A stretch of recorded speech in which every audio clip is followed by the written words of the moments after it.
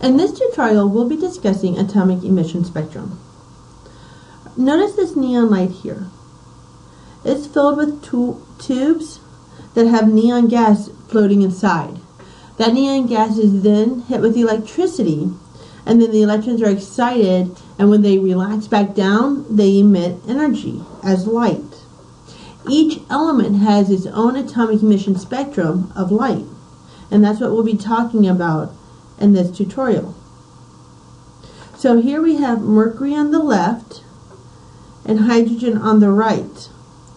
This is light that's given off from specific elements as they are charged with electricity. A white light spectrum is continuous with some radiation emitted at every wavelength. The emission spectrum of an individual element includes only certain wavelengths. So notice here we have hydrogen has 4 wavelengths that it consists of. Neon has several, but notice that there's black spots in between. That's saying that only specific wavelengths are coming through. So what's happening, we have hydrogen here, for instance. Notice that there's a clamp at the bottom and a clamp at the top. That's because electricity is going through it. Then what happens, the electrons get excited, and when they relax back down, they emit a light. If we pass that through a small cut, a slit, and pass that through a prism, those wavelengths get broken up, and we can see the precise wavelengths that it gets broken into. Niels Bohr developed a simple model to explain these results. So here we have a nucleus with the protons and neutrons in the middle. And then they have rings along the outside. He referred to these as orbits. Notice 1, 2, 3, 4 is determining how far away. You can think of Niels Bohr's orbits like a ladder. The energy is specified in a quantum number 1, 2, 3, 4, up to 6, as we just showed on the previous page.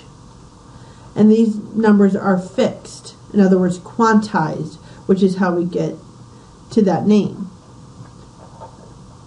The Bohr orbits are like step ladders, each specific distance from the nucleus and each a specific energy. So in other words, if you're walking up the ladder and your foot gets stuck in the middle of the ladder, it's going to go back down to the previous one. You can't stay in the middle of a step.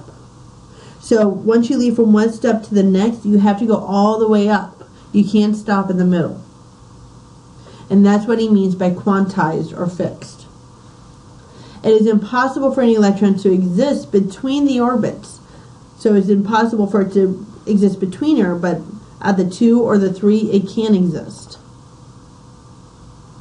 When a hydrogen atom absorbs energy, right here, which would be electricity or some other form of energy like light, an electron is excited, it's going from the ring 1 up to here, it's going up to the 3rd ring. So an electron is excited to a higher energy orbit, further away from the nucleus. The electron then relaxes back down, and when it does that, it emits photon of light. So it emits light as it relaxes back down. So it gains up the energy, and then as it relaxes, the light goes away. So it gains the energy through electricity or some other source, jumps to the next level, and then as it goes back to the original level, the light's given off. Since the amount of energy in a photon is directly related to the wavelength, the photon has a specific wavelength. The light emitted by excited atoms consists of specific lines at specific wavelengths, which is what we were showing at the very beginning of the tutorial, each corresponding to a specific transition between 2 orbits.